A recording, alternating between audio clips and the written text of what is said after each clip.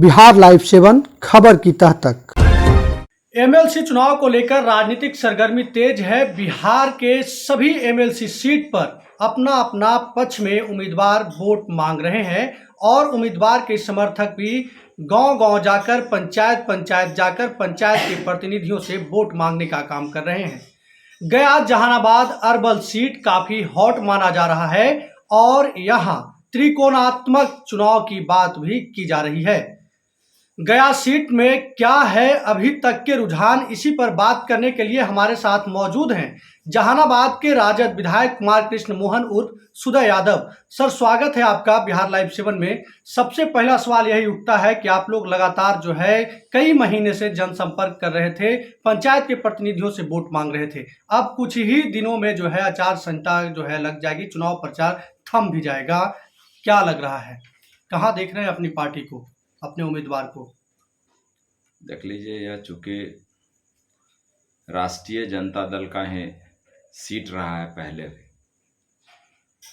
और आज भी हमारे राष्ट्रीय जनता दल महागठबंधन के जो प्रत्याशी हैं कुमार नागेंद्र और रिंकू, वो चुनाव जीतेंगे। चूँकि लगातार हम लोग पंचायत त्रिस्तरीय प्रतिनिधि के संपर्क में हैं और जिस तरह इस चुनाव में पंचायत त्रिस्तरीय प्रतिनिधि का जो जीत हुआ है उसमें 80% राष्ट्रीय जनता दल और हम सबों के नेता आदरणीय श्री लालू प्रसाद यादव जी की नीतियों में विश्वास रखने वाले लोग चुनाव जीत के आए हैं। इसलिए हमारी पार्टी महागठबंधन के प्रत्याशी की जीत सुनिश्चित है, कहीं भी कोई परेशानी नहीं है। ऐसा क्यों लग रहा है कि जीत सुनिश्चित है? अगर जीत सुनिश्चित होता तो फिर तेजस्वी यादव को आकर ये क्यों कहना पड़ता कि यहाँ से चुनाव लालू यादव लड़ रहे हैं, तेजस्वी यादव लड़ रहे हैं? देख लीजिए, पूरी तरह आप हमारे ही नेता को नहीं, आप जब मीडिया के साथी हैं और जब इस तरह की बात बोल रहे हैं तो सभी राजनीतिक दलों के लोग इस चुनाव को गंभीरता से लिया है और सब पार्टी के नेता लोग जा रहे हैं।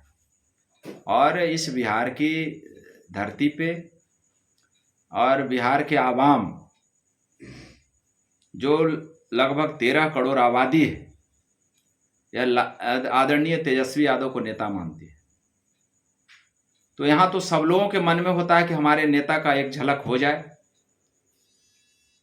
उसी क्रम में हमारे नेता, चूँकि विगत जो पंचायत त्रिस्तरीय प्रतिनिधि का चुनाव जो हुआ था उसके बाद से बहुत जगह से उनका डिमांड भी हो रहा था और इसी क्रम में वहाँ आया। और स्वाभाविक है कि जब चुनाव का समय होता है और पार्टी ने अधिकृत जब उम्मीदवार दे दिया तो नेता को अपील करने की ज़रूरत होती ही है। उसी क्रम में हमारे नेता आदरणीय तेजस्वी यादव जी यहाँ आए। जहानाबाद में तीनों विधायक आपके गठबंधन के हैं, ऐसे में जहानाबाद में क्या लग रहा है? जहानाबाद जिले में तीनों विधानसभा क्षेत्र में महागठबंधन के प्रत्याशी कुमार नागेंद्र उर्फ रिंकू जी के पक्ष में बयार है और तीनों विधानसभा में उनका लीड होगा। सुदय जी, एक बात यह भी उठता है कि बिहार में लालू प्रसाद यादव का विकल्प ढूंढा जा रहा है और गया सीट पर दोनों गठबंधन से जो है यादव कैंडिडेट हैं, तो आप लोगों को वर्क करने में काफ़ी मुश्किल हो रहा होगा। नहीं, कोई मुश्किल नहीं हो रहा है वर्क करने में। देख लीजिए, हम लोग तो कहीं जा रहे हैं जहां बात हो रही है, इस तरह की भी बातें हो रही है, उसको जब हम लोग बता रहे हैं तो स्वतः लोग समझ जा रहा है। हम लोग बताए कि हम ही लोग जब पिछले चुनाव में हमारी पार्टी गठबंधन में थी और उनको टिकट मिला, हमारे ही लोगों ने उनको चुनाव भी जिताया है। लेकिन इस बार हमारी पार्टी के खुद उम्मीदवार हैं और महागठबंधन के उम्मीदवार हैं, तो पूरी तरह सभी घटक दल के नेता लोग, चाहे माले के हो, सीपीआई सीपीएम के हो, कांग्रेस के हो, सब लोग लगे हुए हैं और मजबूती से लगे हुए हैं। और हमारे पार्टी के जो प्रत्याशी हैं उनका जीत सुनिश्चित है, किसी भी तरह का कहीं कोई परेशानी नहीं। आपका जो है नारा है उम्मीदवार का कि न लोकसभा न विधानसभा, सबसे भी अच्छा हो ग्राम सभा, तो क्या आप लोग विधायक जो हैं उनसे बेहतर एमएलसी चुनाव लड़ रहे हैं उनका है? देख लीजिए, एक बात बता देते हैं, अब तक हमारे नेता आदरणीय तेजस्वी यादव ने मुद्दों के आधार पर चुनाव लड़ा। 20 का जो विधानसभा का चुनाव हुआ, इस देश में पहला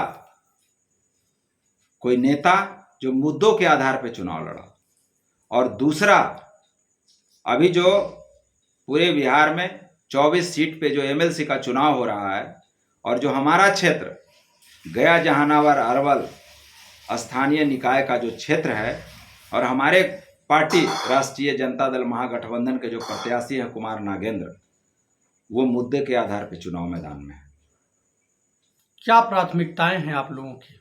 आपको बता देते हैं कि अभी तक आप कहीं नहीं, हम पूरे मीडिया के साथियों से हम ये जानना चाहते हैं कि किसी भी विधानसभा किसी भी निकाय क्षेत्र में इस तरह का स्लोगन, इस तरह का नारा आप कहीं नहीं देखे होंगे कि आपको अधिकार कौन दिलाएगा। ये तो हमारा भाई महात्मा गांधी जी का सपना था कि न लोकसभा न विधानसभा, सबसे मजबूत ग्राम सभा।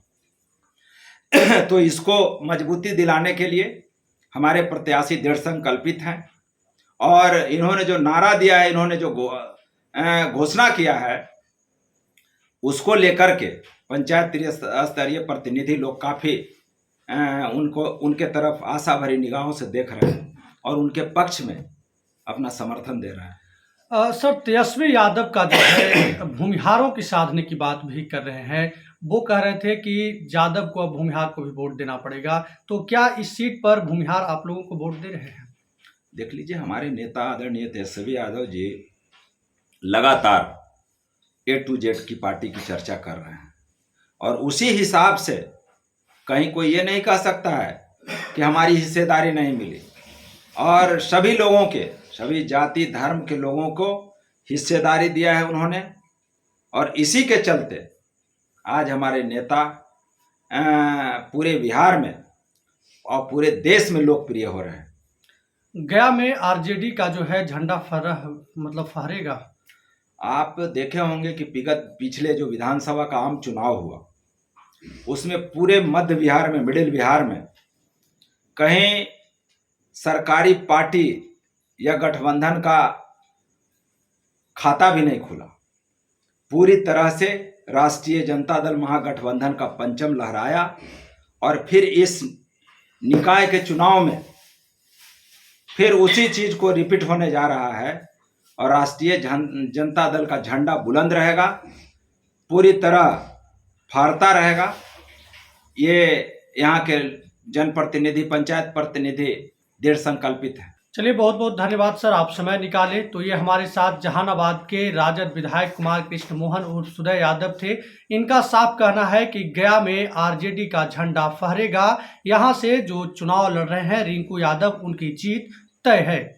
देखना होगा कि जब 4 तारीख को मतदान होगी तो उसके बाद किन के पक्ष में मतदान किया जाता है, और 7 तारीख को परिणाम आएगा तो किन का किला या गया बन पाता है, किन का झंडा फहरेगा, कौन पार्टी जीतेगी, कौन उम्मीदवार जीत दर्ज करेंगे।